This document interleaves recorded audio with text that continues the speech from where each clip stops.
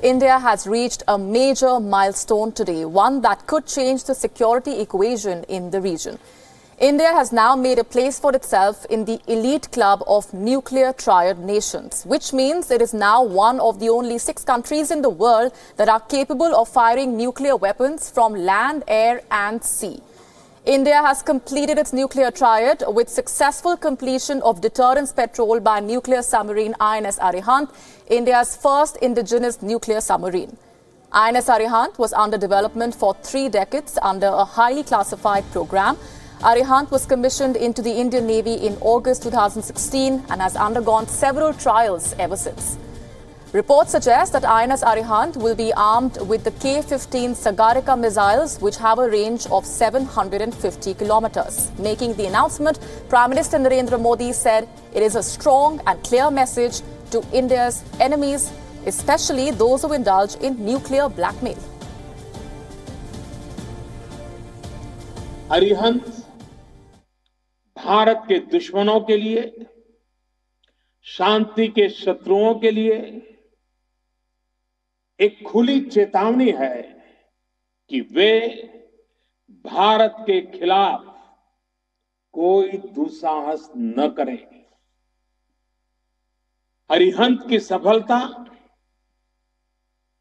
Nuclear blackmail का माकूल और मुंह तोड़ जवाब है।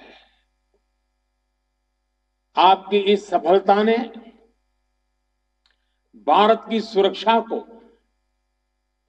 कई गुना सुदृढ़ और सशक्त किया है और भारत का, हर भारतीय का मस्तक एक बार फिर गर्व से ऊंचा हुआ है। सारा भारत आपका कृतज्ञ है कि आपने पिछले लगभग 1 माह के दौरान हमारे परमाणु त्रिकोण के तीसरे कोण को अभूतपूर्व सफलता के साथ स्थापित कर दिया है। न्यूक्लियर ट्रायंगल से हमने अपने परमाणु हथियारों की क्रेडिबल डिटरेंस, उसकी क्षमता स्थापित कर दी है। साथियों, आज न्यूक्लियर ट्रायंगल की सफल स्थापना पर स्वर्गीय प्रधानमंत्री श्री वाजपेयी जी और भूतपूर्व राष्ट्रपति स्वर्गीय श्री कलाम की याद आना बहुत स्वाभाविक है। 1998 की सफलता को हमने पूर्ण सामर्थ्य में आज बदल दिया है। आज की हमारी यह सफलता और क्षमता भारत ने अपने बलबूते पर हासिल की है। यह सामर्थ्य देश के उज्जवल भविष्य के लिए और शक्तिशाली नए भारत के निर्माण के लिए एक महत्वपूर्ण कदम होगा। Prime Minister Modi, however, added that India is a responsible nation and has thus put in place a robust nuclear command and control structure. He reiterated India's commitment to the doctrine of credible minimum deterrence and no first use.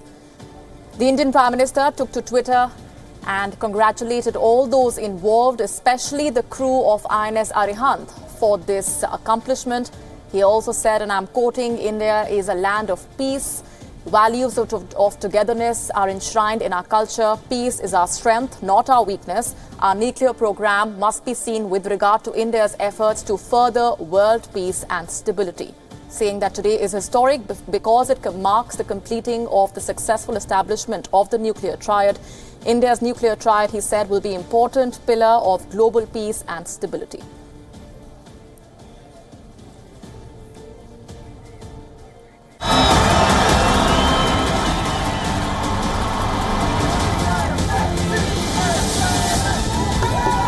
When you vote, you can reject that kind of politics. And Republicans will always stand. Just hours to go before America votes in the crucial midterm elections or the run-up to the 2020 presidential elections. President Donald Trump and former President Barack Obama upped the ante in their respective last-ditch campaign efforts. Both Democrats and Republicans are fighting to retain control over the Congress. In Georgia and Tennessee, Trump touted about the U.S. economic growth and painted a grim picture when it comes to immigration. Trump also claimed that he has created more jobs and expanded economic growth at a pace not seen under any of his predecessors.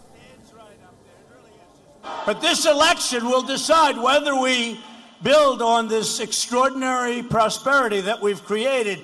Did you see the numbers on Friday? Did you see those numbers?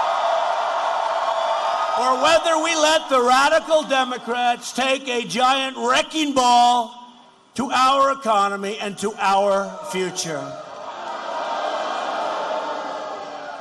America now has the best economy in the history of our country. And it can be destroyed very quickly. That's why you have to get to the polls. In that address, using the platform also to target Iran. Take a listen in to what he said. I withdrew the United States from the horrible, one-sided Iran nuclear deal. And Iran's been a much different country. Has Iran been a different country for the last 6 months? Is that incredible? When I came in, it was just a question of how long would it take them to take over the whole Middle East. They were going to look for the Mediterranean. That was a long ways. They were looking for the Mediterranean. They're not looking anymore for the Mediterranean. On the other hand, former President Barack Obama targeted Trump and criticized his decision to deploy troops on the U.S.-Mexico border to fight against the migrant caravan. His actions on climate change, income distribution and composition of the U.S. Supreme Court also criticized by Barack Obama. Opinion polls and election forecasters have made Democrats favorites when it comes to these elections. The U.S. House of Representatives, which would enable them to stem Trump's legislative agenda and investigate his administration. You get to vote in what might be the most important election of our lifetimes, maybe more important than 2008.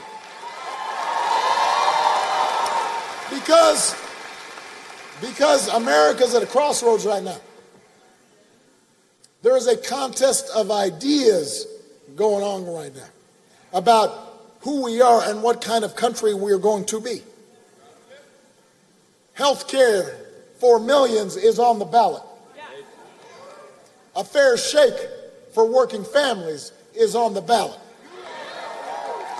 And most importantly, the character of our nation is on the ballot.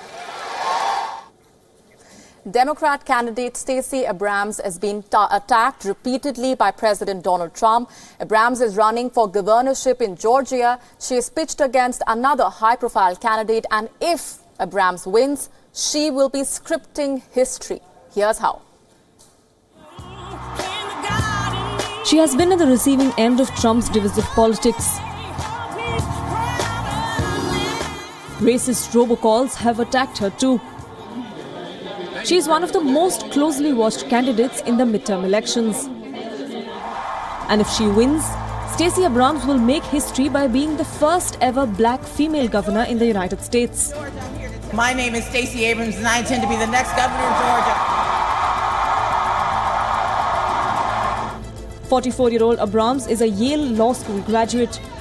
She has been a minority leader in the Georgia State House of Representatives and is now taking on Georgia Secretary of State and one of Trump's favorites, Brian Kemp, for governorship in Georgia. The road to the governor's office has not been all that kind to her. Stacey Abrams wants to turn your wonderful state into a giant sanctuary city for criminal aliens. US President Donald Trump has accused her of being one of the most extreme far-right politicians in the country. Trump also claimed that Abrams is unqualified for office. Former United States President Barack Obama blasted the Republicans and said that Abrams is one of the most experienced and qualified candidates in the race.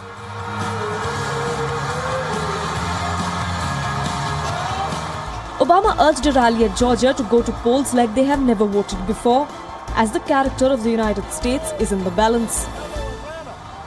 Obama is not the only high-profile politician to have come out in support of Stacey Abrams.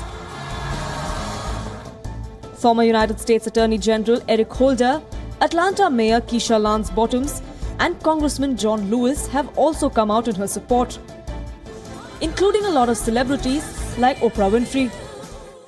I'm here today because of Stacey Abrams.